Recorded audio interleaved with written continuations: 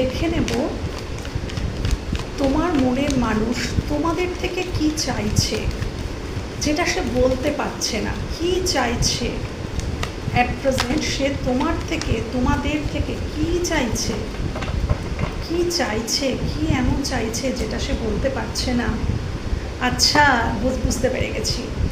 তোমাদের সম্পর্কটা অলমোস্ট শেষ হয়ে যাওয়ার মুখে, কিন্তু তোমাদের পার্টনার এটাই বলছে, তোমাদের পার্টনার অ্যাকচুয়ালি তোমাদেরকে খুব মিস করছে।